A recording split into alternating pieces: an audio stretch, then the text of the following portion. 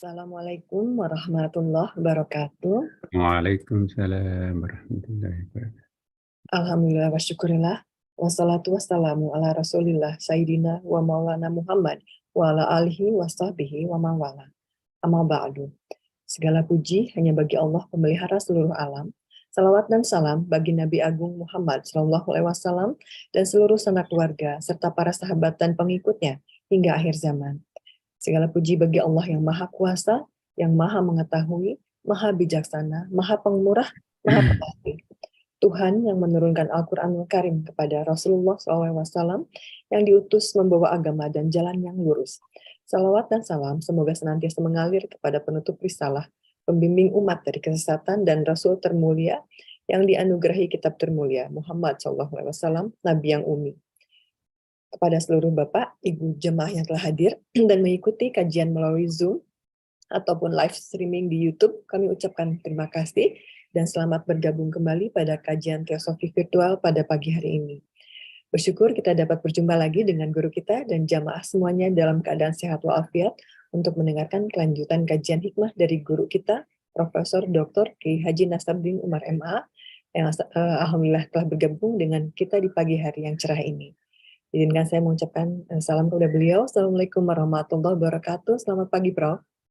Waalaikumsalam warahmatullahi wabarakatuh. Selamat pagi untuk semuanya. Alhamdulillah. Semoga senantiasa dalam keadaan sehat, Prof. Amin, insyaallah. Hari ini kita memasuki hari pertama di bulan Mei 2023 bertepatan dengan 10 Syawal 1444 Hijriah. Masih dalam suasana Lebaran, dalam kesempatan ini dengan segala kerendahan hati saya mohon maaf atas segala salah dan hilaf kepada orang tua, guru, bapak dan ibu jemaah sekalian. Semoga Allah membersihkan dan memurnikan jiwa kita. Dan meski Ramadan telah berlalu, semoga amalan kita mabrur dan tetap istiqomah hingga bertemu dengan Ramadan berikutnya, insya Allah. Amin, Allahumma amin. Sebelum memulai pada kajian, izinkan saya membacakan resume dari kajian minggu lalu dengan tema makbul dan mabrur. Guru kita mengajarkan untuk mengintrospeksi apakah amaliyah Ramadan kita mabrur atau tidak. Setiap ibadah dapat diukur dengan dua alat ukur. Yang pertama makbul, yang kedua mabrur. Makbul adalah diterima, di mana rukun syaratnya semua terpenuhi. Makbul adalah untuk mengukur apakah ibadah itu sah atau tidak, dan pengukuran makbul ini saat kita melakukan ibadah tersebut. Yang kedua adalah mabrur. Mabrur adalah dampak dari sebuah ibadah yang kita lakukan dan diterima. Mabrur ini seakar kata dengan albir, dan mabrur ini diukur setelah ibadah tersebut dilaksanakan. Diterimanya ibadah atau makbul tidak membuat otomatis menjadi mabrur. Banyak orang yang melakukan ibadah hanya makbul tetapi tidak mabrur. Orang-orang yang mabrur puasanya itu adalah orang yang sudah mulai terbuka dada atau lapang dada. Dia tidak mulai marah, tidak mudah emosi, tidak membanggakan diri ataupun keluarganya, lebih banyak diam, tidak mengungkapkan unek-unek kepada orang lain, tidak kasar tingkah lakunya, tidak norak, memelihara intonasi suara, tutur kata sopan dan santun. Dia juga menghargai kata hatinya sendiri dan menempatkan sesuatu pada tempatnya. Juga merasa puas dengan dirinya sendiri. Guru kita mengajarkan, jika belum ada perubahan pada karakter kita setelah melaksanakan ibadah di bulan Ramadan, maka artinya masih ada markas iblis di dalam kalbunya yang belum terbongkar. Merekalah orang-orang yang percuma dalam melakukan ibadah. Mari kita memetik poin dari Ramadan tahun ini, membuat sesama manusia dan makhluk hidup lainnya mudah tersenyum karena kita. Mari kita belajar memecahkan persoalan tanpa membuat persoalan baru. Masya Allah. Jemaah yang dirahmati dan diberkahi Allah, sebelum memasuki kajian bersama guru kita pagi hari ini, mari kita memohon petunjuk Allah, hidayah serta bimbingannya dengan bersama-sama mensucikan jiwa raga. Semoga Allah muliakan kita dengan cahaya, ilmu, dan pengertian. Dibukakan pintu ma'rifat dan pintu-pintu kurnianya. Amin. Waktu dan tempat kami persilakan, Prof. Baik, bismillahirrahmanirrahim. Assalamualaikum warahmatullahi wabarakatuh. Alhamdulillah wa syukurlah wa salatu wassalamu ala rasulillah Sayyidina wa habibina wa syafi'ina wa maulana Muhammad sallallahu alaihi wasallam.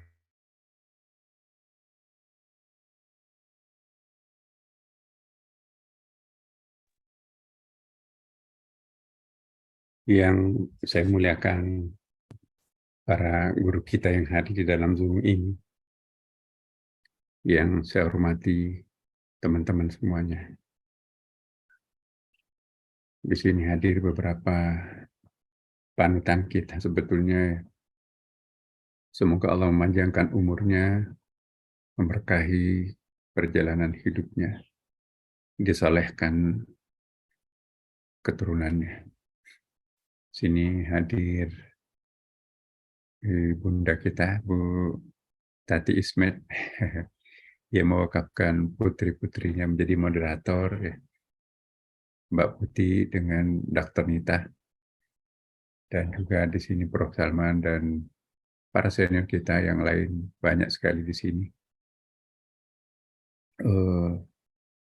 Mari kita bacakan surah Al-Fatihah kepada semua guru-guru kita semua yang pernah mendidik, mengajar kita mulai dari TK sampai sekarang ini.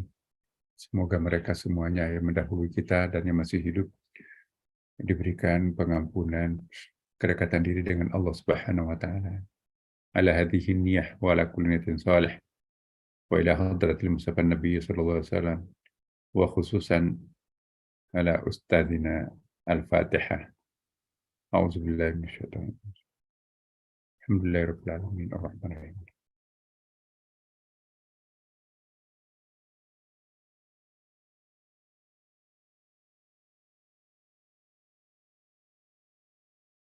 Amin ya rabbal alamin. Bapak Ibu sekalian, setelah kita menunaikan kewajiban Ramadan kita, hari ini kita tentu akan memulai sesuatu yang topik baru ya. Tapi sebelumnya izinkan saya memberikan prolog sedikit ya, karena insya Allah khusus untuk kajian hari Senin ini berjenjang Bapak Ibu. Terutama kepada mereka yang baru sama sekali bergabung dengan kita, ada beberapa informasi yang penting untuk kita sampaikan ya, bahwa kajian kita di sini yang ke berapa nih Mbak Nita ini? Ke 293, Prof. 293. Tapi untuk yang kajian teosofi ini yang ke 99. Ya. Panjang sekali sebelum COVID kita mulai, jadi mohon izin ya Bapak Ibu kalau ada sesuatu yang mungkin tidak lagi kami jelaskan lebih rinci, itu artinya kita sudah bahas pada pertemuan-pertemuan yang lalu. Tetapi ada sesuatu yang pada kesempatan ini, sebelum kita masuk ke topik-topik berikutnya, mari kita berniat ya, berikhtiar menjadi seorang yang salik ya. Salik, apa yang dimaksud dengan salik? Yaitu dari akar kata salakah, menjalani ya. Salikon orang yang sedang menjalani, orang yang sedang berkonsentrasi dalam suatu perjalanan spiritual, itu yang disebut dengan salik. Orang yang sedang hijrah, bukan hijrah fikih, bukan hijrah syariah, tapi hijrah spiritual. Orang yang sudah berpaling dari suatu kebiasaan duniawi ke kebiasaan ukhrawi. Orang yang hijrah dari sebuah worldview, pandangan dunia yang sangat duniawi kepada pandangan dunia yang lebih kosmopolitan, lebih kosmopolit, lebih komprehensif ya, lebih menembus batas. Itulah yang kita sebut sebagai salik. Orang yang sudah memiliki kesadaran-kesadaran spiritual dan dia sudah benar-benar merasakan dalam hatinya itu ada sebuah dunia lain dan merasakan indah dalam dunia barunya.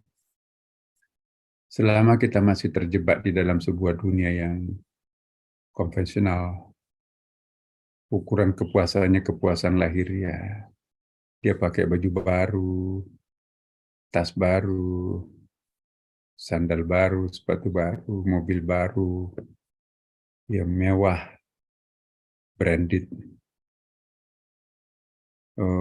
dengan harapan mendapatkan pujian dari para makhluk Allah, ya, tanpa mempedulikan bagaimana pujian malaikatnya di langit dan Allah sendiri.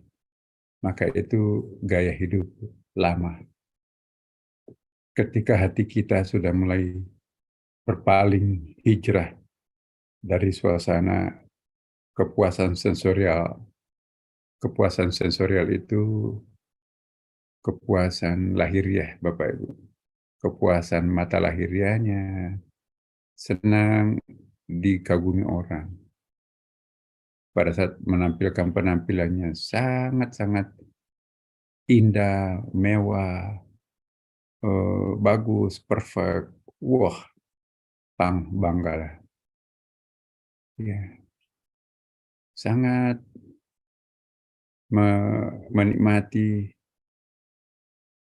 pujian orang, ya, pada saat dia mencium aroma harum dari parfum branded.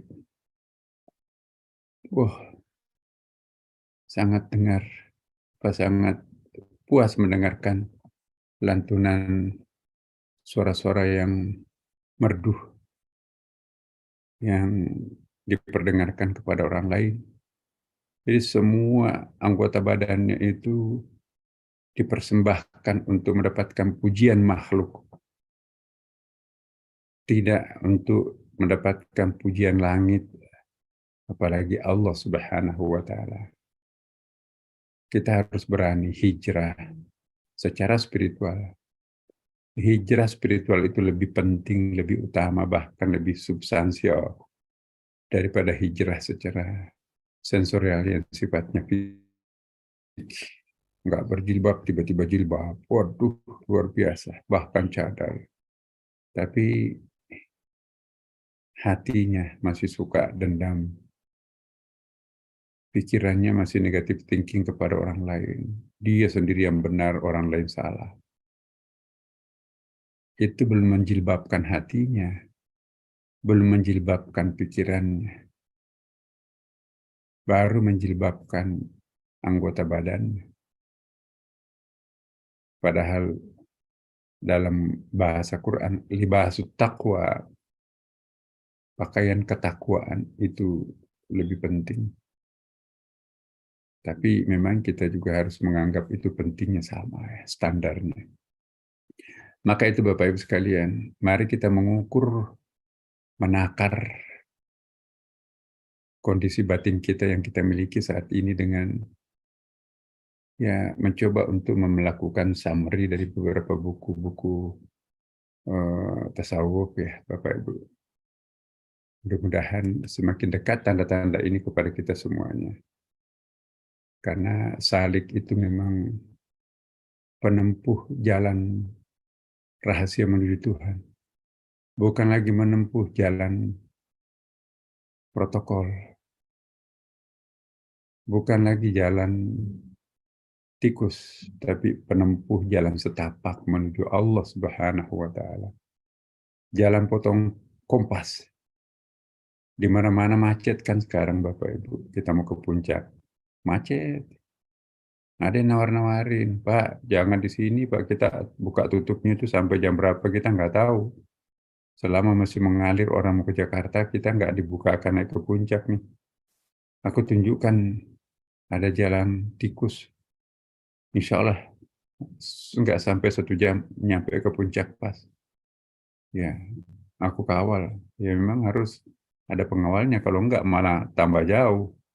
Tambah sesat, kita nggak nyampe tujuan. Nah, ada lagi yang lebih singkat dari itu, jalan pintas, jalan setapak. Istilahnya itu nggak usah melalui protokol, ajudan.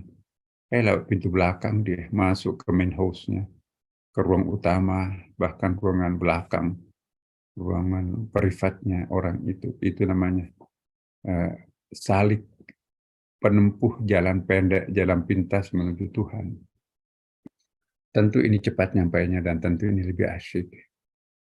Tapi ada persyaratannya. Semakin singkat sebuah perjalanan, maka semakin membutuhkan adanya tuntunan.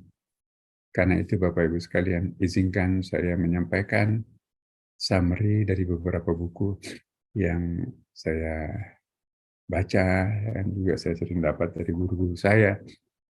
Ya, Bapak Ibu sekalian, ini dia. Bismillahirrahmanirrahim. Alhamdulillahirabbil alamin arrahmanirrahim maliki yaumiddin. Iyyaka na'budu wa iyyaka nasta'in ihdinas siratal mustaqim. Siratal ladzina an'amta 'alaihim ghairil maghdubi 'alaihim waladdallin. Amin.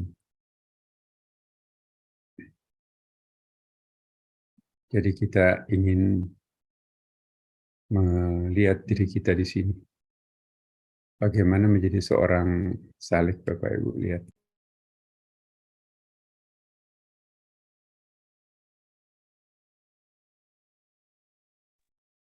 Pertama, tadi saya sudah jelaskan bagaimana menjadi salik, apa yang dimaksud salik ya. Untuk menjadi salik, jamaknya salikin. Salik mencari Tuhan sejati. Bukan main-main lagi, bukan asal, bukan sampingan, karena ada juga orang, saya akan berikan sisa-sisa waktu untuk belajar pendekatan ini kepada Allah. Kalau salik itu bukan sisa waktu, Bapak Ibu. Saya nggak bisa karena saya sibuk di kantor. Oh, saya bisa karena saya ada waktu. Sikap batin seperti ini bukan sikap seorang salik, Bapak. Mohon maaf. Ketika kita mementingkan jalan perjalanan hidup ini menuju Tuhan lebih utama dari segala-galanya, maka itulah salik yang sejati. Kita tidak menyampingkan Allah. Kita tidak nomor dua, nomor tiga kan Allah. Ini nomor satu, Bapak Ibu. Oke, boleh saya ikut ya kalau ada sisa waktu. Maaf. Image memberikan sisa waktu di dalam pencarian Tuhannya itu tidak akan mendapatkan berkah, Bapak Ibu. Ya, manjada wajada, barang siapa yang bersungguh-sungguh pasti dia dapat. Ciri-ciri orang yang bersungguh-sungguh untuk belajar ialah melakukan tawajuh, Bapak Ibu.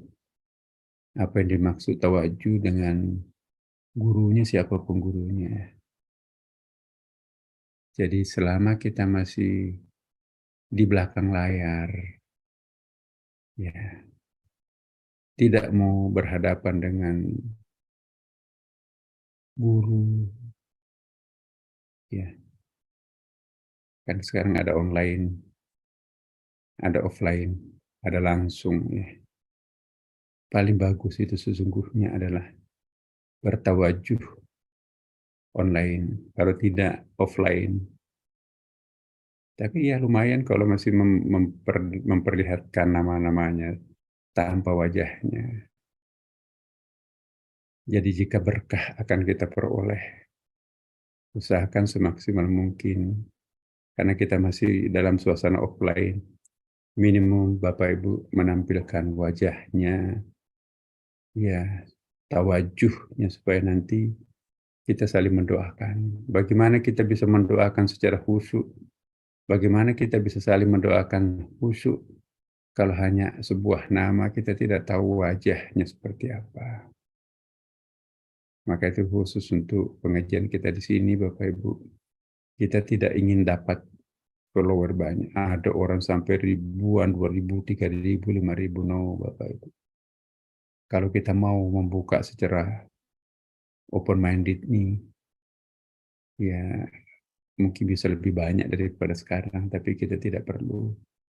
Untuk apa membuka secara terbuka, tapi tidak ikut pendahuluan. Ini kan sudah nomor berapa ya? Nah, jadi biar istiqamah. Kita lebih bersyukur mendapatkan teman yang istiqamah walaupun tidak terlalu banyak, daripada kita nanti banyak ikut sekali nggak ikut lagi, Jadi ada semacam inkonsistensi, menomorduakan jalan hidupnya menuju Allah. Seandainya orang tahu apa arti perjalanan spiritual ini, tentu akan menjadikan ini sebagai kebutuhan primernya. Inilah yang kita cari sesungguhnya, Bapak Ibu. Di sana dapat uang 1 juta, 1 miliar, tapi belum tentu dapat jalan pintas menuju Tuhan, yang tidak bisa dibeli dengan dolar, dengan rupiah berapapun.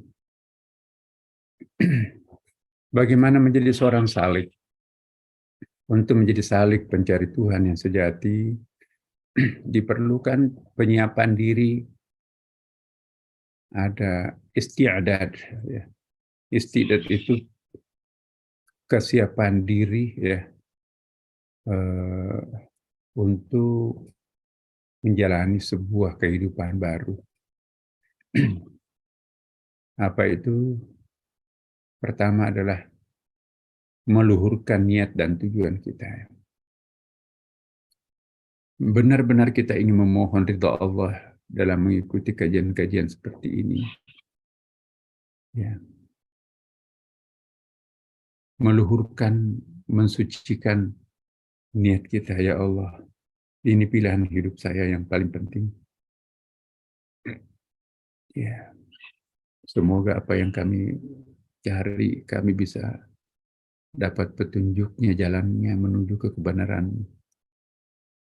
Yang kita butuhkan Bapak Ibu apa? Ketenangan, kedamaian, kebahagiaan, ketentraman. Ketenangan, kedamaian, kebahagiaan, ketentraman tidak ada dijual. Sebanyak apapun uang kita tidak bisa membeli ketenangan, tidak bisa membeli kedamaian, tidak bisa membeli kebahagiaan, dan tidak bisa membeli kekhusyuan. Itu adalah hidayah Allah Subhanahu wa Ta'ala, Bapak. Innamal a'malu binniyati, sesungguhnya amal perbuatan itu harus disertai dengan niat. Karena itu Bapak Ibu, godaan yang paling pertama yang kita hadapi di dalam menjadi salik itu ialah niat ini. Kalau kita memberikan sisa waktu untuk mencari Tuhan, insya Allah tidak akan dapat apa yang kita cari, Bapak Ibu. Sorry. Sisa waktu yang aku berikan. Memberikan sisa waktu untuk mencari Tuhan, Sang Khalik. Tapi memberikan frame time, waktu utamanya untuk mencari makhluk Tuhan. Dapat, tapi belum tentu berkah. Kenikmatan memang bisa dibeli di restoran mahal. Kelezatan bisa dibeli itu. Banyak dijual. Kenyamanan bisa kita beli di dalam hotel berbintang 5. Kamarnya luas. Kolam renang dan sebagainya. Kenikmatan, kelezatan, dan kenyamanan, kalau ada uang dapat. Tapi sekalipun kita punya bersusun-susun kartu kredit di dompet, tidak otomatis bisa kita membeli apa yang disebut dengan ketenangan, kedamaian, kebahagiaan, ya, ketentraman, kekhusyuan. Itu hadiah dari dari Allah kepada seorang pencintanya. Maka itu Bapak Ibu, mana lebih penting? Kenikmatan, kelezatan, kenyamanan, daripada kebahagiaan, ketenangan, kedamaian, dan kekhusyuan. Tidak mesti harus menjadi orang kaya untuk bisa merasakan ketenangan. Tidak mesti harus memiliki kartu kredit bersusun, berlapis-lapis untuk menikmati kehusyuan, kebahagiaan, ya, kedamaian. Ketenangan, kebahagiaan, kedamaian, kehusyuan itu diperoleh melalui kedekatan diri dengan Sang Pencipta, Allah Subhanahu wa Ta'ala. Maka itu nanti ada kebahagiaan semu, ada kedamaian semu, ada ketenangan semu, ada kebahagiaan semu, ada kehusyuan semu. Apa perbedaan sejati dengan semu? Sejati diperoleh melalui berkah perjuangan mujahadah. Sedangkan semu-semu itu biasanya kita peroleh dengan cash. Ya, memang ke luar negeri, vakansinya, liburnya di luar negeri. Tapi pulang ke Indonesia cerai. Bosan.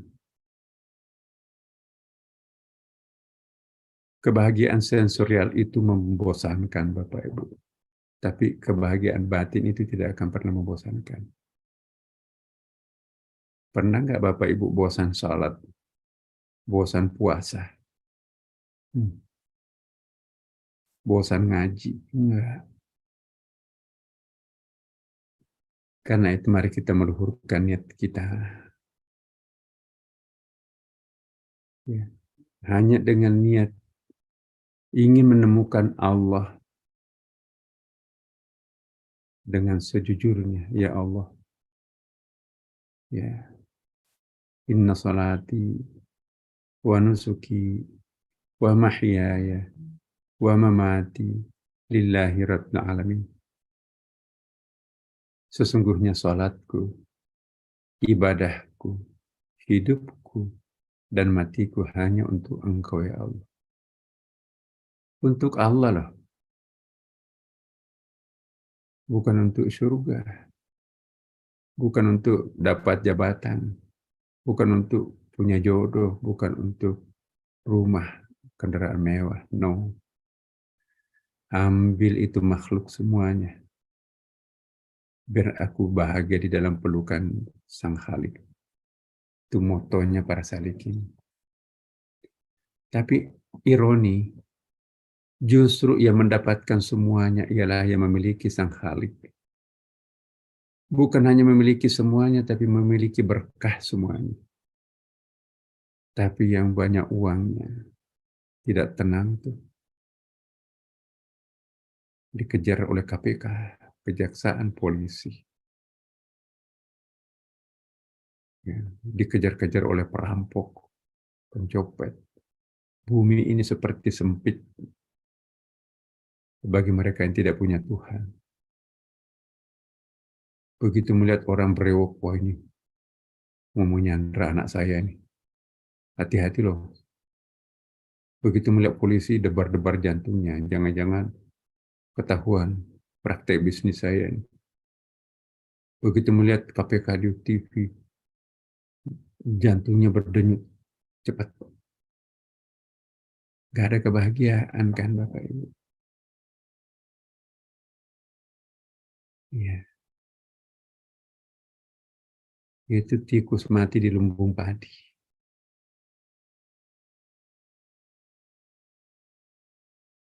Mana lebih baik? Kalau kita harus memilih satu di antaranya. Hanya satu yang kita bisa pilih, tidak boleh memilih dua-duanya. Gubuk isinya surga. Atau istana isinya neraka. Pilih satu. Mana lebih kita pilih? Seandainya kita hanya satu-satunya pilihan. Surga isinya neraka. Gubuk isinya surga. Bagi orang yang punya Tuhan, gubuk isinya surga. Al-ghina ghinan nafs, kekayaan puncak adalah kekayaan batin. Itulah. Jadi meluhurkan niat dan tujuan. Hidup ini untuk apa sih? Apakah kita untuk menjadi orang kaya?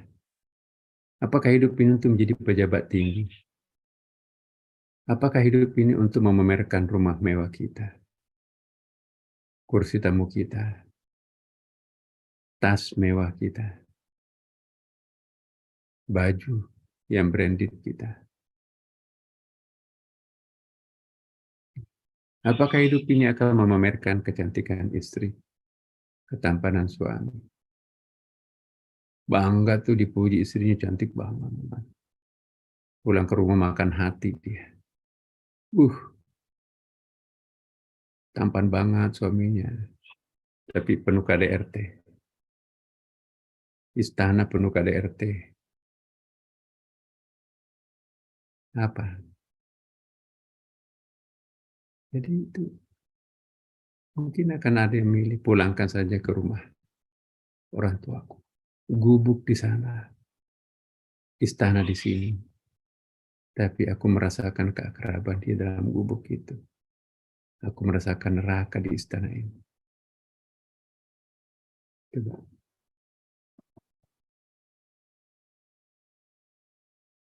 Menjadi seorang salik, Bapak Ibu, niat yang pertama harus diperbaiki. Niat itu harus istiqamah. Niat kita pagi ini bagus, lillahi ta'ala. Tapi nanti jam 11 siang, ketika kita di luar sana, niat berubah. Tenggelam itu materi kita hari ini. Begitu gampangnya kita membuka sebuah niat di hadapan Allah, duduk kita seperti ini, semuanya untuk Engkau ya Allah. Baru selangkah keluar pagar, niat sucinya kabur. Ya. Jangan pakai mikrolet itu tua. Cari mikrolet yang agak bagus deh sedikit. Jangan pakai taksi itu. Itu taksi yang kotor. Oh, itu dia yang kita cari. Ya. Masuk lagi. Jangan dekat orang kampung tuh. Wah itu dong, anak muda kita bisa ngobrol tuh. Sudah ada pemilahan dalam dirinya. Hilang niatnya. Masuk di kantin. Jangan di situ deh. Kita di situ. Nggak mau bergabung dengan pakaiannya lusuh. Ambil pipi irung. Boleh jadi pakaian lusuh itu kekasihnya Allah. Boleh jadi pakaiannya perlente itu adalah sahabat iblis. Ini artinya apa, Bapak Ibu? Masih berpola lama. Betapa pentingnya niat ini, Bapak Ibu. Kalau saya jelaskan panjang ini satu pertemuan ini. Betapa niat itu bisa merubah, Bapak Ibu. Ya. Saya semalam juga baru membaca sebuah buku. Ya. Ya Allah.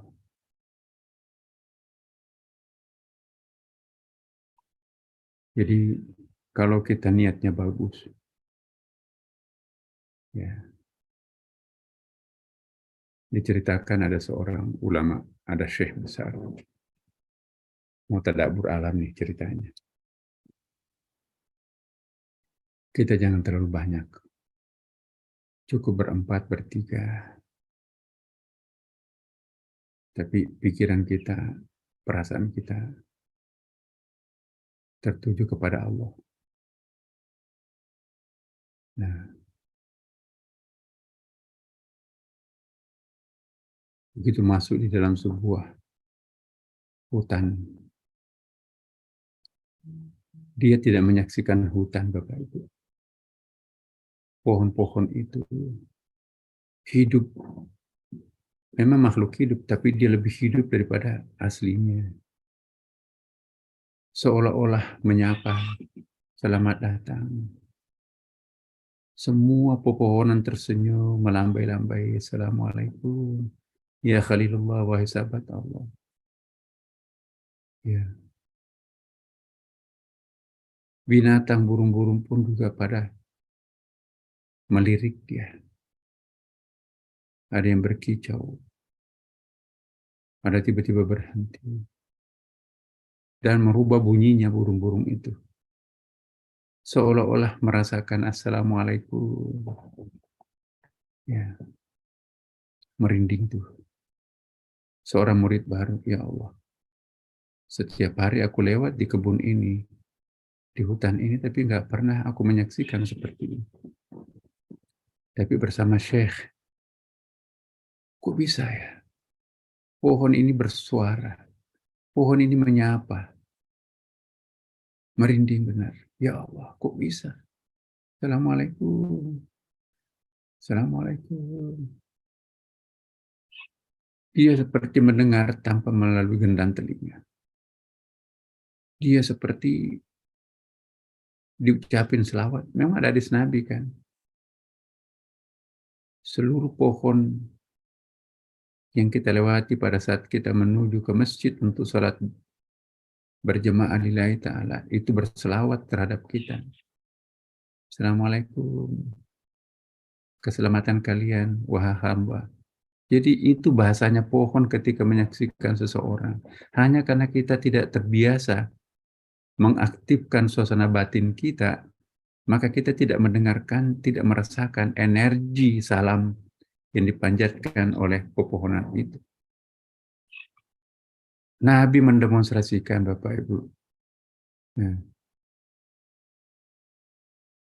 dalam buku saya baca sampai larut malam. Sampai bangun lagi tengah malam. Ya Allah, Rasulullah. Di padang pasir. Ya, pohon-pohonnya kan kecil-kecil tuh. Ketika Nabi akan buang hajat, tiba-tiba pohon itu ya, berlarian membuat sebuah kamar melindungi Rasulullah SAW. Sehingga sahabat Nabi tidak melihat Nabi masuk dalam kerumunan pepohonan. Setelah Nabi buang hajat, kembali lagi pohon-pohon itu ke tempatnya.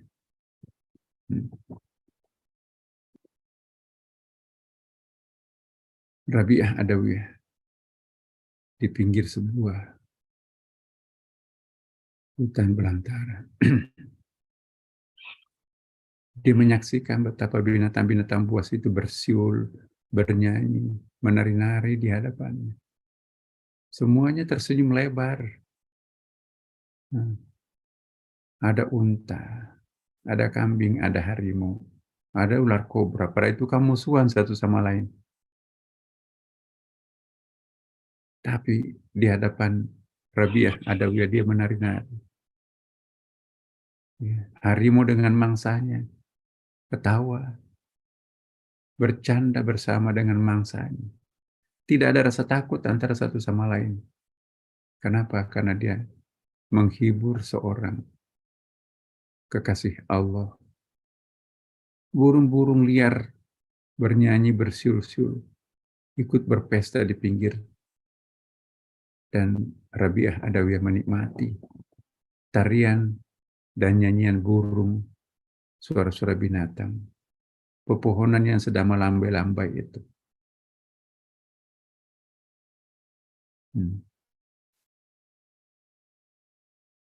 Jadi satu saat kesempatan lain tadi yang 4 orang mau tadabbur alam bersama Syekhnya.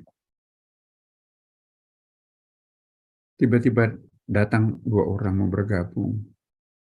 Kata Syekh, wah, 2 orang itu pikirannya tidak sama pikiran kita.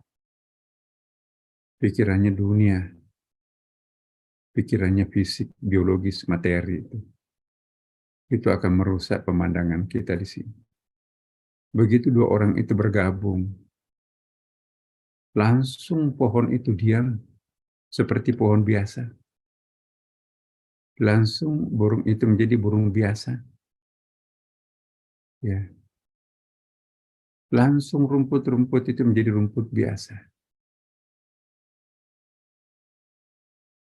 Jadi sang guru, waduh, pemandangan ini akan dirusak oleh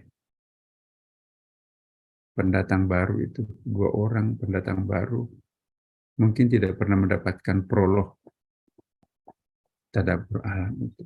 Pikirannya masih liar, pikirannya masih kotor, pikirannya masih uh ini kalau ditebang pohon ini berapa meter kubik ini diekspor ke Amerika. Ini burung-burung ini kalau digoreng ini enak ini rasanya ini.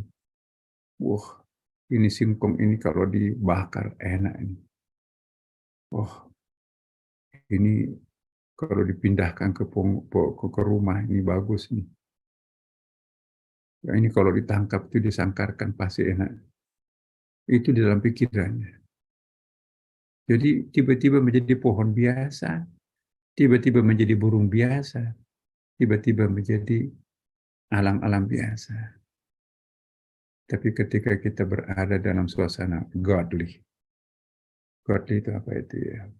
Rabbaniyah. Suasana Rabbaniyah itu kita berada dalam suasana emosional. Kita menjadi satu kesatuan sebagai sesama makhluk di hadapan Allah kita ya. Maka orang itu nggak pernah kesepian, Bapak Ibu. Coba bayangkan 6 tahun Rasulullah hidup di Gua Hira. Apa Nabi kesepian di situ? Turun naik. Dia sudah bersahabat, bukan saja pohon, bukan saja batu.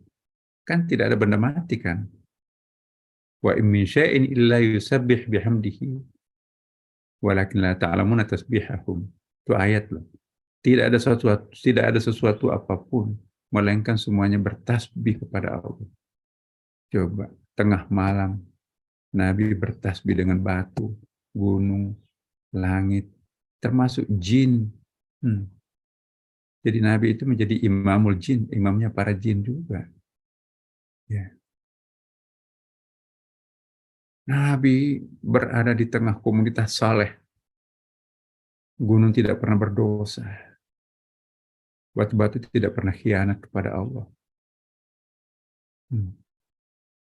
Burung-burung itu selalu setia menyembah kepada Allah.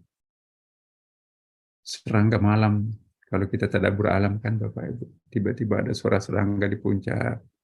Berjamaah itu berhenti satu, berhenti semua. Bernyanyi satu, bernyanyi semua. Nabi larut bersama serangga melantunkan subhanallah. Sayyidina Ali kerang. Tahu nggak apa yang diucapkan kerang ini? Masa kerang bisa berbunyi? Telinganya Sayyidina Ali mendengarkan tasbihnya kerang. Ya, Nabi pada Utsman pernah nggak mendengarkan pasir bertasbih? Masa sih pasir bertasbih? Nabi memungut butir-butir pasir kan kayak semacam apa itu ya, kayak kacang hijau itu. Masjid Nabi itu kan bukan tegel, kan belum ada pabrik tegel mungkin pada waktu itu. Nah, ini dengar nggak Utsman tasbihnya? Enggak tuh ya Rasulullah. Dempetkan di telinganya. Begitu didempetkan di telinga, oh iya ya, kok aneh ya, ada seperti suara gemuruh lebah. Enggak, itu bukan gemuruh lebah. Itu tasbihnya pasir. Pasir itu coba kasih Abu Bakar, oh iya ya, kok ada bunyinya? Kasih Umar. Umar itu paling tidak mempercaya yang gini-ginian. Akhirnya juga, oh iya kok bisa ya? Jadi semua bertasbih Bapak Ibu. Ayat ini kalau kita percaya Quran, percaya ini.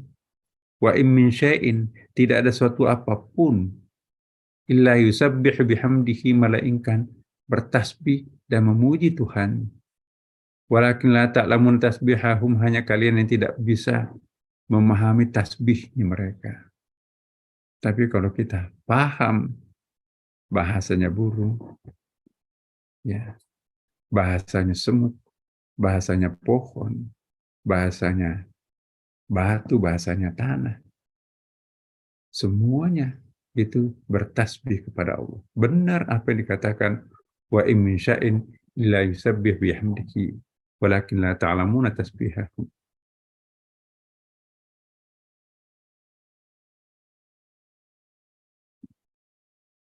Jadi kalau ada cinta terhadap Tuhan yang mendominasi diri setiap orang, maka semua makhluk Allah itu pun juga akan mencintai dirinya.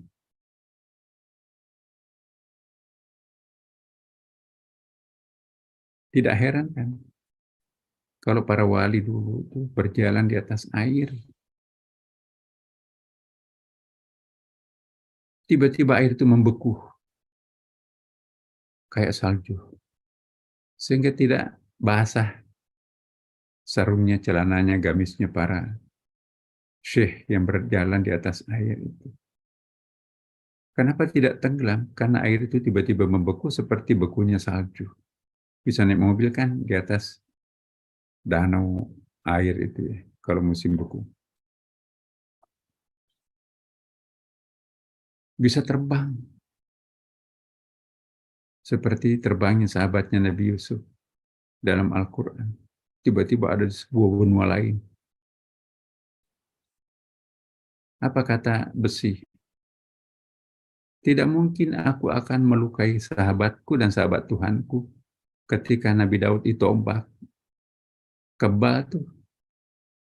Kata besi, tidak mungkin aku bisa melukai sahabatku dan sahabat Allah Subhanahu wa Ta'ala.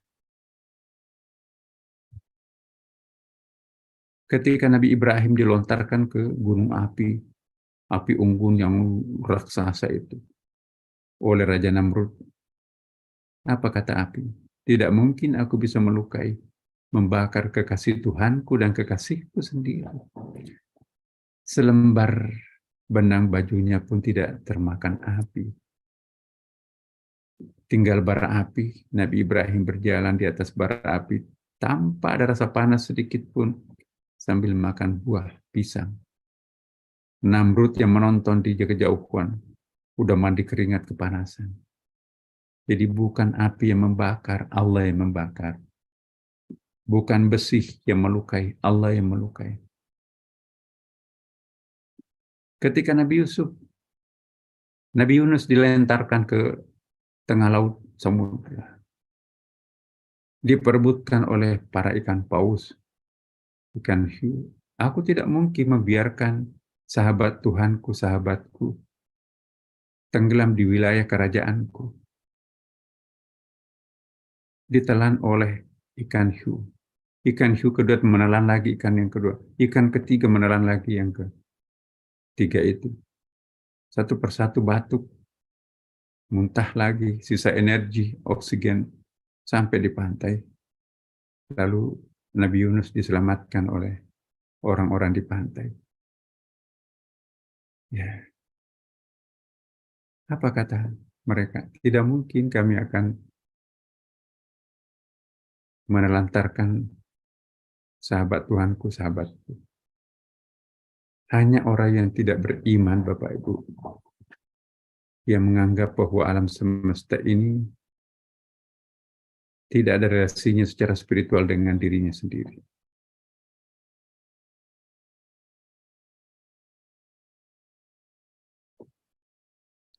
Coba. Ini nggak tahu Allahu a'lam. Ini universal. Ingat Siddhartha Gautama, yang pendiri agama Buddha itu. Dia anak seorang raja di India. 16 tahun kawin dengan seorang permaisuri. Anak diraja di negara tetanggaan di India itu. Bayangkan dua kerajaan besar di India bersatu menjadi satu keluarga perkawinan. Siddhartha hanya 3 bulan menikmati masa pengantin barunya. Ya Allah, ini bukan yang aku cari. Berkuasa untuk dua kerajaan besar menjadi satu. Minggat meninggalkan istana, lari ke hutan, di bawah pohon Buddhis, merasakan sebuah keindahan. Inilah super istana yang aku rasakan. Aku lebih indah menikmati hidup di bawah pohon Buddhis ini daripada kasur empuknya istanaku. Ditegur oleh para pendeta biksu, yang mulia, ini bukan tempatmu nak, kembalilah memimpin rakyat kita. Kamu nggak mungkin tahan seperti kami para resi di hutan belantara ini. Malah justru dia yang tahan, malah dia yang jadi Buddhis. Jadi Bapak Ibu sekalian, kalau orang itu bekerja dengan batinnya, maka semua semua yang ada di sekitarnya itu sahabatnya.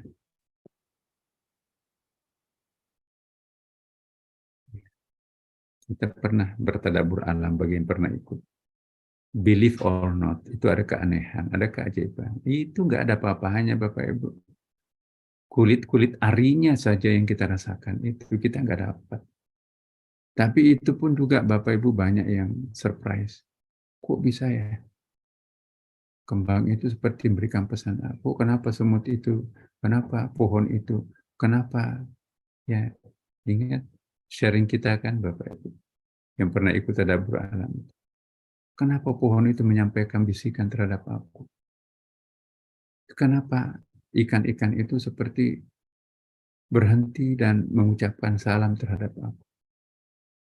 Itu satu bukti bahwa benar ayat Allah, bahwa semuanya bertasbih kepada Allah. Ketika hati kita juga dekat bertasbih kepada Allah terus-menerus, maka semuanya itu akan menyapa kita semua, Bapak. Hanya karena pikiran kita itu terlalu sensorial oriented, ya, terlalu material oriented, maka kita tidak merasakan adanya kehangatan dengan alam semesta.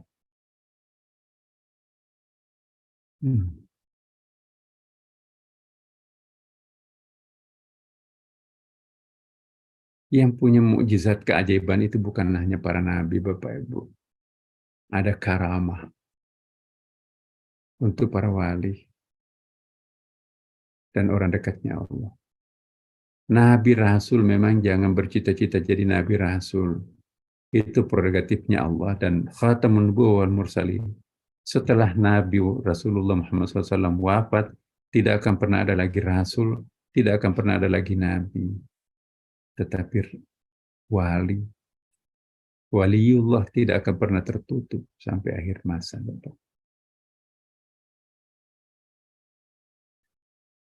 Dan jangan salah, materi kita yang lalu di hari Kamis.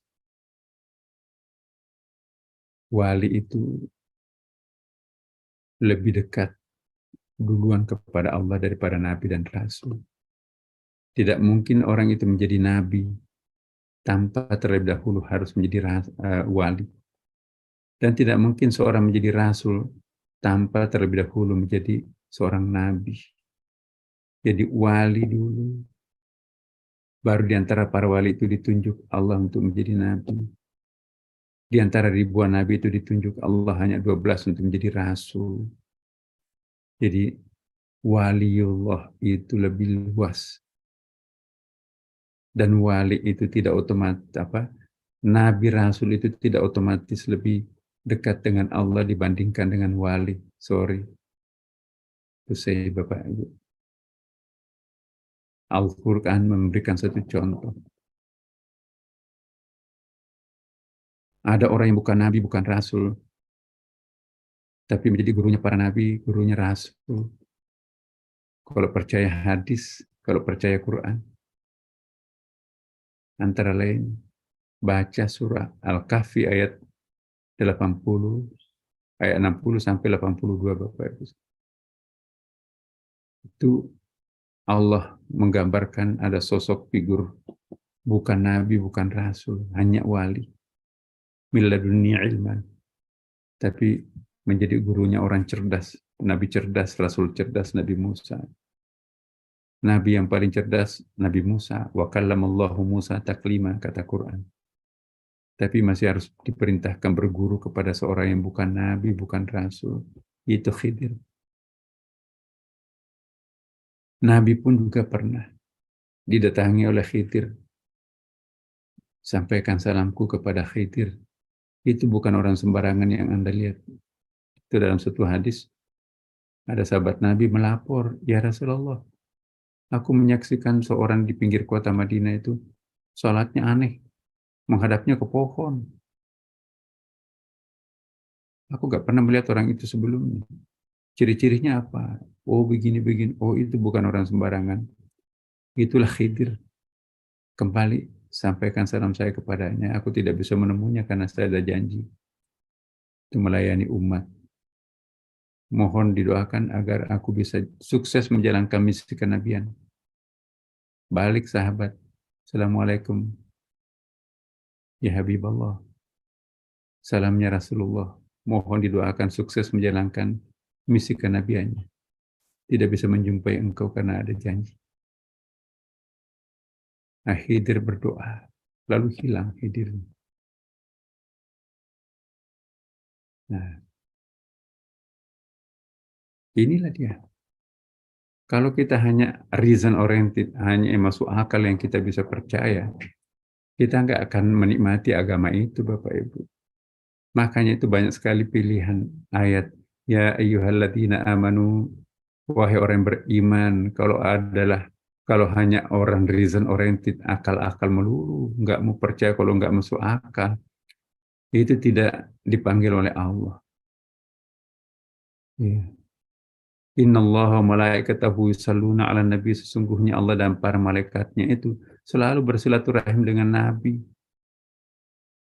Apa hanya nabi? Tentu enggak. Ahli waris spiritualnya nabi, para wali, para orang saleh juga berkomunikasi terus dengan Allah. Apakah dalam alam barzah atau di alam fana dunia ini kan?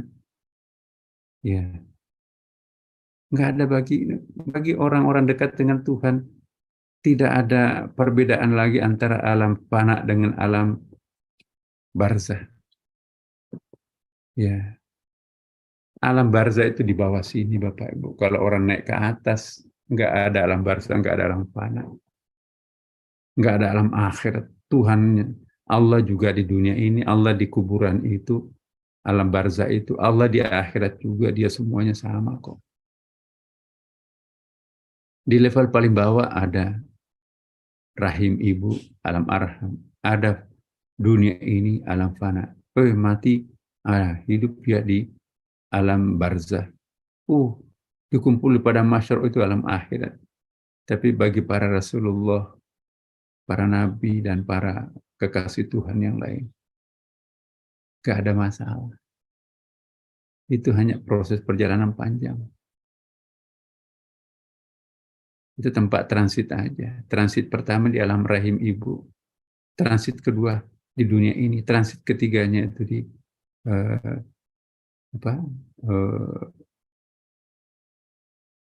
alam barzah.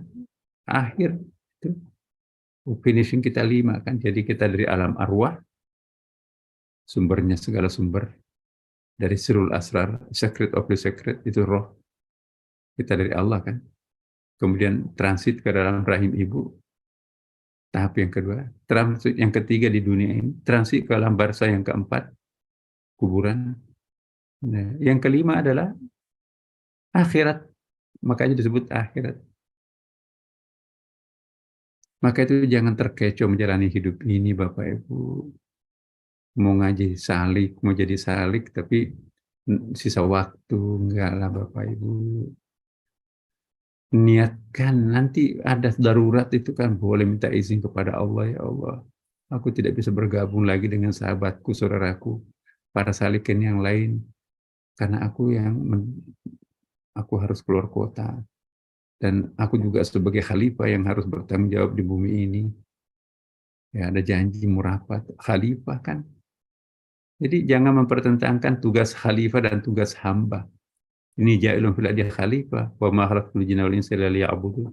Antara diri kita sebagai abid dan antara diri kita sebagai khalifah. Ada kewajiban vertikal kita dengan Allah, kewajiban horizontal kita dengan alam semesta karena sebagai khalifah.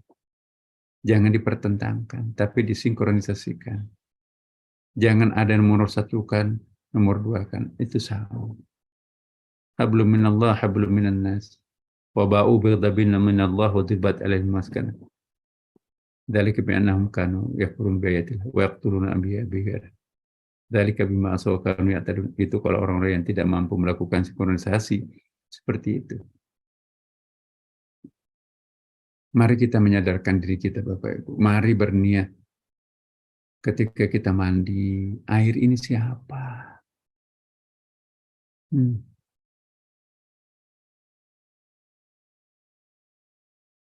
Air yang kita pakai membasuh tubuh kita itu siapa sih sebetulnya?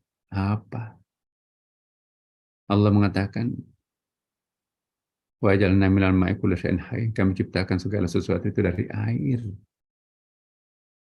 Al-ma' bahasa Arabnya. Miyahun itu jamaknya. Seakar kata dengan mahiyah, hakikat rahasia. Siapa air itu? Kita kan dari air. Cuma di bidang ada air mani, ada air kopi, ada air macam-macam. Tanpa air nggak ada kehidupan. Air itu siapa? Wa kana arshuhu 'alal ma', istana Tuhan di atas air dan seterusnya. Selama kita masih menyaksikan pohon itu hanya pohon, berkali-kali saya sampaikan ini. Batu itu batu, gunung itu gunung, langit itu langit. Bintang matahari itu hanya planet. Ya kita berhenti sampai di situ, berarti kita nggak menembus batas. Ya. Padahal sanurihim ayatina fil afaqi wa fi anfusihim. Aku membentangkan tanda-tandaku, ayat-ayatku. Jadi siapa matahari itu? Siapa bulan itu, bintang itu? Siapa pohon itu? Siapa air itu? Siapa semut itu? Siapa siang dan malam itu? Siapa diri kita? Adakah sesuatu selain dia? Ingat materi yang lalu kita kan. Wallahu muhitun ala kulli syai'.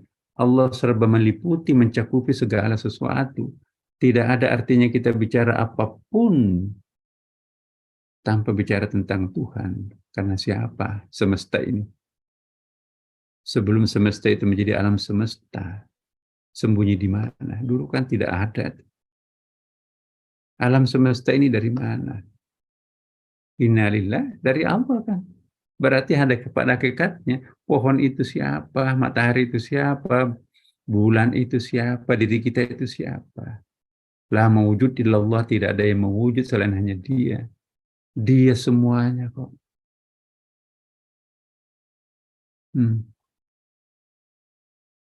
Tidak ada sesuatu yang tampak selain hanya dia semua. Contoh yang paling kecil yang sering saya sampaikan Bapak Ibu, Istiqlal. Hanya satu Istiqlal, the only one in the world.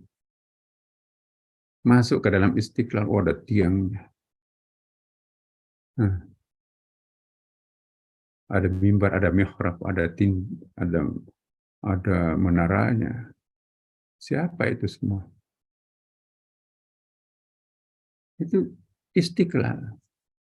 Siapa yang tampil dalam bentuk menara? Istiqlal. Siapa yang tampil dalam bentuk kubah? Istiqlal. Siapa yang tampil dalam bentuk karpet? Ya, mimbar, mihrab. Istiqlal. Tempat wudhu siapa itu? Karpet itu bagian yang tak terpisahkan dari Istiqlal. Nah, kalau kita urai satu persatu, ada nggak Istiqlal? Jadi tepung tuh, jadi atom, nggak ada. Tapi atom itu siapa?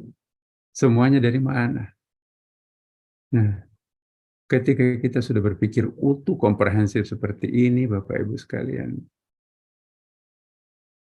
subhanallah, subhanallah, ya Allah. Itulah hakikat la ilaha illallah. Tidak ada yang mewujud selain hanya Engkau semuanya. I am nothing, aku nggak ada. Nah, inilah yang disebut dengan apa ya? Orang Jawa bilang emptiness. Jadi kalau kita sudah fana, bahasa Hindunya itu adalah Shiva. Shiva itu menghancurkan. Aku nggak ada lagi. Iya, udah kiamat buat kita itu. Tapi selama masih ada aku, ada engkau, ada mereka, ada pohon, ada burung, ada laut, partikel, berarti kita bisa terjebak di situ. Ya. Oh, ada pohon, ada batang, ada dinding, ada tembok, ada kubah. Istiqlalnya mana dong? Yang tampil dalam jumlah entitas begitu banyak, itu istiqlal itu. Jadi yang satu itu, yang banyak itu, dan yang banyak itu, yang satu itu namanya tauhid. Tauhid itu beda dengan wahid. Wahidon itu Bapak Ibu, ada satu, ada dua, ada tiga. Ahadon tidak ada duanya. The only one. Allahu ahad ya kan. Allah itu maha tunggal. Maka itu kita harus bertauhid. Apa namanya tauhid dalam bahasa Arab itu Bapak Ibu sekalian? Menyatukan yang banyak itu menjadi satu kesatuan utuh. Itu namanya tauhid. Bukan tauhid itu. Tuhan mah di atas, kita makhluknya di bawah. Ya. Itu tauhid. Enggak. Tauhid itu menjadikan satu for all. Jadi selama ada dualitas, maka itu bukan tauhid. Maka itu dalam agama Hindu, puncak pencarian seorang hamba ketika ia sudah sampai kepada Advedanta. Advedanta itu, enggak ada dualitas. Dalam Islam, al-abid wal-ma'bud wahid. Yang menyembah dan yang disembah itu menjadi satu. Al-hamid wal-mahmud wahid. Yang memuji dan yang dipuji itu satu. We are nothing. Ya. Maka itu jangan salah kalau seorang sufi mengatakan ma'fil jubba ilallah. Tidak ada dalam baju ini sekalian hanya Allah. Abu Yazid, nggak ada Abu Yazid di rumah ini, yang ada hanya Allah. Semuanya adalah Allah. Dari mana alam semesta ini sebelum ada?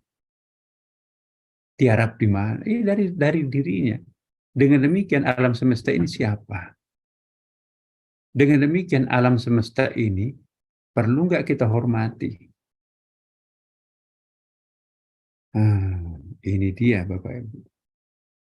Makanya itu Nabi menekankan jangan merusak lingkungan, jangan membakar hutan, jangan membakar sarang semut, jangan memusnahkan, menghancurkan.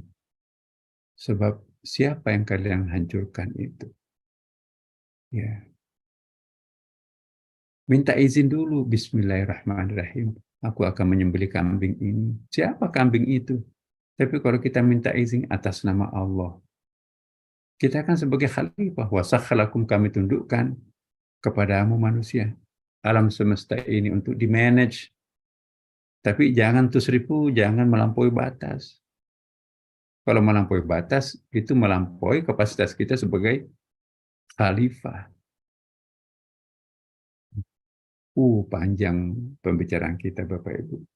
Niat loh ini. Mari kita berniat. Meleburkan diri kita dengan Allah, ya Allah. Inna salati wa nusuki wa mahyaya wa mamati lillahi rabbil alamin. Ya. Selama masih ada aku, kita nggak bisa menyatu dengan Tuhan. Ketika kita sudah merasa tidak ada, I'm nothing, semuanya ready. Itu sudah kiamat. Kiamat itu bukan hancur, bukan musnah. Bukan di blender, matahari di blender dengan bulan, bumi, laut, segala macam. Baru menguap, hilang semuanya, yang ada hanya Allah. Ya. Dalam surah Ar-Rahman itu kan. Kullu man 'alaiha fan wa yabqa wajhu rabbik. Semuanya akan hancur dan tinggal wajah Tuhan yang ada. Apa kata Quran yang lain? Sanurihim ayatina fil afaki. Kami tampakkan wajahku pada alam semesta. Jadi alam semesta masih ada. Itu wajah Tuhan kok nggak mungkin musnah. Tapi dalam bentuk yang berbeda dan seterusnya. Nah, ini yang kita dalami Bapak Ibu. Jadi dua macam kiamat. Kiamatnya orang fikih di blender semuanya. Menguap habis yang ada hanya Allah. Kiamatnya para sufi, para salik, gak ada yang hilang. Tetapi perasaan kita yang hilang tidak menyaksikan pohon itu pohon lagi, tapi itu wajah Allah. Gunung itu wajah Allah, langit itu wajah Allah, semut itu wajah Allah. Wa yabqa wajhu rabbik, tinggal wajah Allah yang tampak. Karena saya tidak melihat gunung, saya tidak melihat laut dan apapun. Semuanya tinggal satu, wajah Allah. Kullu man 'alaiha fan wa yabqa wajhu rabbik. Semuanya, apakah itu pohon, apakah itu istiqlal, apakah itu anak, saudara, istri, suami, semuanya hilang. Wa yabqa wajhu rabbik, yang tinggal hanya wajah Tuhan. Paralel dengan itu, ya, fa aina ma tuwallu fathamma wajhullah. Kemanapun kalian menghadapkan mukamu, kalian hanya melihat wajah Allah. Wajah Allah yang abadi. Nah, ini perbedaan kiamat antara tasawuf dan fikih, Bapak Ibu sekalian. Di atas langit masih ada langit, Bapak Ibu. Di atas langit masih ada langit. Carilah langit yang tinggi. Jangan puas dengan langit pertama, sebab kita nggak ada apa-apanya. Apalagi belum naik ke langit, masih di bumi berpijak. Tapi sudah berani mengkafirkan, memusyrikkan, membidahkan orang lain dengan pengetahuan yang sangat standar. Mari kita menjadi orang diam untuk hal-hal yang seperti itu. Mari kita kembalikan kepada Allah Subhanahu wa taala. Mari kita mengintrospeksi diri kita sendiri. Ternyata, ya Allah, alangkah miskinnya, fakirnya aku, nggak ada apa-apanya. Engkaulah segalanya, ya Allah. Assalamualaikum warahmatullahi wabarakatuh. Waalaikumsalam warahmatullahi wabarakatuh. Alhamdulillah, alhamdulillah. Kajian pagi hari ini seperti biasa membukakan mata hati kita yang mungkin selama ini ada beberapa juga jemaah yang baru mendengar istilah-istilah tertentu. Guru kita, izinkan saya membacakan sedikit, mohon maaf jika ada kekurangan, Prof, mohon koreksinya. Guru kita menerangkan mengenai apa itu salik. Salik itu dari akar kata salakah adalah menjalankan atau menjalani, atau orang yang sedang berkonsentrasi dalam suatu perjalanan spiritual, adalah orang yang hijrah spiritual, bukan hijrah fikih atau syariah, adalah orang yang hijrah dari kebiasaan duniawi kepada ukhrawi, dari pandangan keduniawian kepada pandangan yang lebih kosmopolitan. Salik adalah orang-orang yang telah memiliki kesadaran spiritual dan telah merasakan indah dalam dunia barunya. Guru kita mengajarkan agar kita keluar dan tidak terjebak dalam dunia konvensional, di mana dunia konvensional itu ukurannya adalah kepuasan lahiriah, materialistik, kepuasan sensorial, dan semuanya bersifat kepuasan lahiriah. Di mana contohnya adalah berupa senang dikagumi orang, saat berpenampilan indah, mewah, perfect, sangat bangga, dan menikmati pujian orang, dan mendapat pujian dari para makhluk Allah, tapi dia tidak mempedulikan pujian malaikat, bahkan pujian dari Allah sendiri. Guru kita mengajarkan agar meninggalkan kebiasaan ini, menjadikanlah ini gaya hidup lama. Kita harus berani hijrah secara spiritual dibandingkan hijrah sensorial yang sifatnya fisik. Tidak mesti harus jadi orang kaya untuk memiliki ketenangan, kehusyuan, kebahagiaan, dan kedamaian. Karena sejatinya ketenangan, kehusyuan, kebahagiaan, dan kedamaian itu diperoleh melalui kedekatan diri dengan Sang Pencipta, Allah Subhanahu wa Ta'ala. Guru kita mengajarkan juga perbedaan antara sejati dengan semu, di mana kebahagiaan sejati itu diperoleh melalui berkah, perjuangan, dan mujahadah, dan kebahagiaan batin itu memuaskan. Sementara kebahagiaan yang semu itu adalah kebahagiaan sensorial dan sifatnya membosankan. Salik itu merupakan penempuh jalan rahasia menuju Tuhan, bukan menempuh jalan protokol, bukan pula jalan tikus, tapi jalan setapak, yang merupakan jalan potong kompas. Maka semakin singkat sebuah perjalanan, maka semakin membutuhkan tuntunan agar kita tidak tersesat atau salah jalan. Guru kita juga menerangkan bagaimana caranya menjadi salik. Untuk menjadi salik atau pencari Tuhan sejati, diperlukan penyiapan diri. Persiapan diri atau istidad adalah kesiapan diri untuk menjalani sebuah kehidupan baru dalam bentuk yang pertama adalah meluhurkan niat dan tujuan.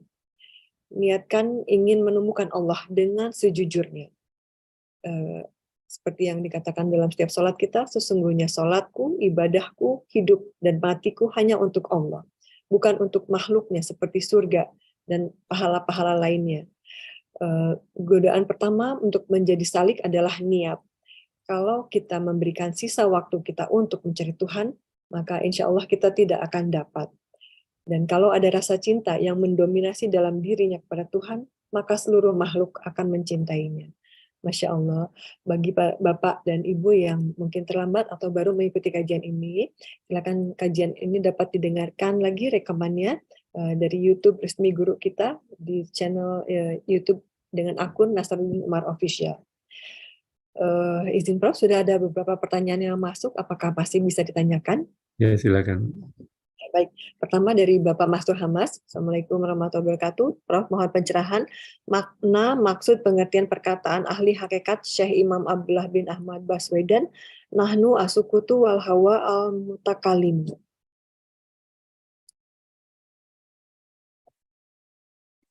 Iya, jadi samalah dengan apa yang tadi kita jelaskan panjang lebar itu. Nahnu, ya nahnu siapa? Kadang-kadang Allah memanggil dirinya nahnu. Kadang-kadang juga ya ya anah ya. Jadi mungkin nanti ada penjelasan lebih lanjut tentang ini. Insya Allah. Ya, silakan. Nanti kita pending pertanyaan ini karena itu terkait dengan materi yang akan datang. Terima kasih. Terima kasih, Prof. Dari yang berikutnya dari Ibu Diniwati Muhtar. Assalamualaikum, Prof. Izin bertanya, dalam rangka mendekatkan diri kepada Sang Khalik, bagaimana keputusan seorang hamba terhadap takdir yang datang? Apakah boleh memilih seperti hasilnya kita membeli dalam hal persoalan dunia? Apakah semua takdir yang datang diterima? Iya, kita sudah pernah membahas ya berkali-kali tentang takdir. Ada qada, qadar ya, qada dan qadar takdir. Iya, jadi qada dan qadar itu, nah ini gimana ya menjelaskan ulang nih. Jadi diri kita itu kan sebetulnya ada dua otoritas. Ada otoritas diri kita sendiri, ada otoritasnya Allah. Jadi ketika aku sedang mengajar, yang mengajar itu siapa? Kalau aku yang mengajar, berarti ego yang mengajar. Tapi kalau aku menyandarkan materi ajar ini kepadanya, dan aku ini siapa? I'm nothing, aku nggak ada apa-apanya. Ya, maka itu bisa difahami bahwa ini adalah suatu the wholeness, suatu keseluruhan yang tak bisa dipisahkan satu sama lain. Jadi ketika kita masuk dalam wilayah the wholeness, apa the wholeness itu? The wholeness itu keseluruhan. Maka masih layakkah kita bicara tentang takdir dalam arti otoritas aku sebagai manusia dan otoritas aku sebagai the wholeness tak terpisahkan dengan Allah Subhanahu wa Ta'ala. Jadi pertanyaan rigid tentang qada dan qadar, ya itu persoalan orang awam sebetulnya ya. Seolah-olah kita ingin tahu diri kita itu perbuatanku di mana, perbuatannya Allah di mana ya. Tapi kalau orang masuk ke wilayah the wholeness itu, lewat pertanyaan seperti itu ya, hanya kita bisa merasakan walaupun susah untuk dijelaskan Bapak Ibu. Jadi lalu apa artinya doa? Doa itu bagi para salikin itu bukan meminta sebetulnya. Doa itu beranak tangga untuk naik, kan ada ayatnya kan. Ud'uni astajib lakum. Berdoalah, niscaya kami akan naik ke atas. Jadi naik ke atas itu yang paling penting, bukan turunnya pemberian Allah ke bawah. Nah, kalau orang awam itu yang penting itu diijabah doanya. Tapi bagi para salikin yang penting berdoa. Berdoa itu kan mengorbit mendekati Allah. Sedangkan pengabulan doa, sesuatu yang dari Allah turun ke bawah. Berarti akan membiarkan diri kita itu hanyut di bawah, larut di bawah, gak naik ke atas. Padahal puncak kebahagiaan itu adalah di atas. Inilah eh, bahasa takdir ya, saya tidak mengulangi lagi ya. Ya, jadi apakah otoritas kita untuk menentukan diri sendiri? Nah, bagi kita serahkan kepada Allah. Kita berikhtiar, oke, karena memang kita diminta berikhtiar. Tapi hasilnya seperti apa itulah yang disebut dengan takdir. Itu yang terbaik di mata Allah. Apapun itu adalah yang terbaik. Karena urusan baik dan buruk, al-qubah wal hasan itu nanti juga sudah pernah dijelaskan ya. Baik di mata Allah dan baik di mata kita itu kadang-kadang tidak simetris, ya kan. Penyakit ini buruk buat aku. Menurut aku siapa sih mengatakan penyakit itu baik? Tapi begitu mendapatkan penjelasan, satu hari kita dilanda penyakit demam, diampuni dosa-dosa kita itu selama 1 tahun. Ya Allah, panjangkanlah penyakitku 10 hari gitu ya. Berarti 10 tahun dosa aku digulung. Tidak diuji sebuah musibah bagi seseorang, melainkan itu penghapus dosa masa lampau. Jadi nggak ada yang buruk di mata Allah. Saya mohon betul-betul Bapak Ibu, mari kita terus ya konsisten mengikuti materi ini, sebab mungkin saya tidak bisa lagi mengembalikan penjelasan-penjelasan yang lalu. Kasihan teman-teman kita yang sudah uh, ingin lanjut ya, tapi jangan kecewa teman-teman, masih ada di YouTube, itu bisa diulang-ulang kok, itu masih bisa dipanggil ya. Tetapi insya Allah lama kelamaan itu akan terasakan. Apa yang disampaikan pada kesempatan ini juga nanti akan berulang lagi. Itulah artinya pengulangan-pengulangan, tetapi tidak ada pengulangan sejati, ya kan. Fabi ayala rabbikum tukadziban 31 kali berulang-ulang. Itu metodologinya Allah untuk memberikan keyakinan terhadap hambanya. Jadi nanti kita juga ada pengulangan-pengulangan, tapi itu bukan pengulangan sejati, tapi itu anak tangga untuk lebih loncat lagi ke jenjang lebih atas. Saya kira gitu. Mohon maaf Mbak, saya ternyata ada jadwal ini harus jadi saksi perkawinan. Terima kasih. Baik, Prof. Berarti pertanyaan, mohon maaf kepada yang sudah bertanya, barangkali tidak bisa dipertanyakan pagi hari ini Ya, pada kita pending nanti, insya Allah. Simpan ya, nanti kita tanyakan minggu depan. Baik, Prof. Insya Allah. Baik, Prof. Dan jamaah kalian yang diberkahi Allah, mohon doa Prof. Sebelum ditutup, ada permohonan doa dari saudara-saudara kita yang mendapat surat cinta dari Allah, dan untuk kerabat kita yang sakit, semoga Allah ringankan dan angkat sakitnya. Juga untuk saudara-saudara kita, para pemudik, semoga selamat perjalanan hingga tiba di tujuan. Juga bagi jemaah yang memiliki hajat, namun tidak leluasa untuk menuliskan permohonan doanya pada kolom chat. Mari kita sematkan doa kita masing-masing dalam hati. Semoga Allah kabulkan doa yang dipanjatkan bersama-sama dengan dibimbing oleh guru kita pada kajian virtual pagi hari ini. Permohonan pertama dari Ibu Eli Sinaga, mohon bantuan doanya untuk putranya Irfan Arif agar segera diberikan hidayah Allah untuk bertobat dan kembali ke jalan yang benar.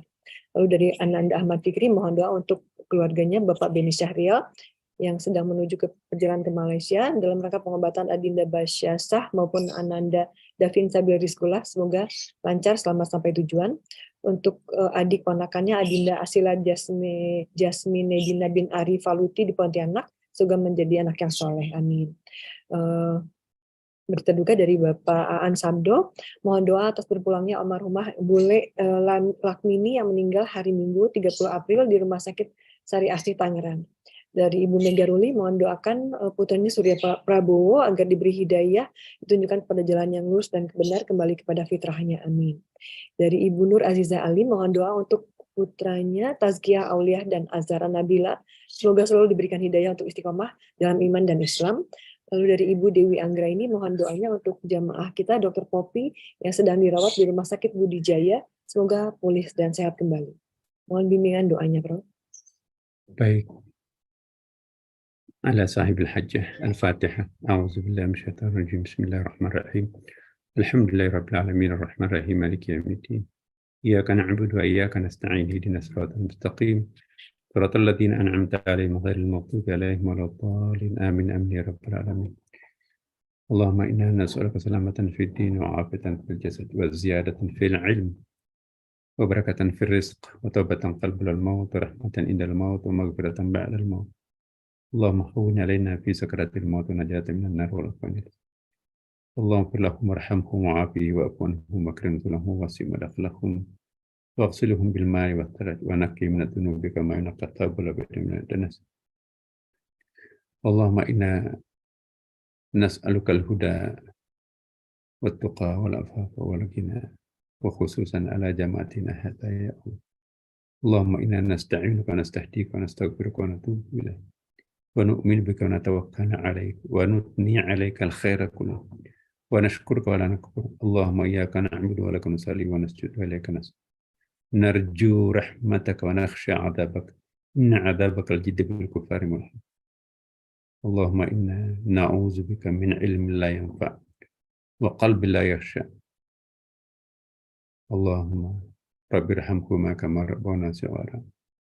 ربي زدنا علما مباركا وارزقنا فهم رضينا بالله ربا بالإسلام دينا وبمحمد النبي واتباعه رسولا. ربنا آتنا في الدنيا حسنة وفي الآخرة حسنة وقنا عذاب النار وادخلنا جنة مع الأبرار يا عزيز يا غفار يا رب العالمين. صلى الله على سيدنا محمد الحمد لله رب العالمين. بسر الفاتحة.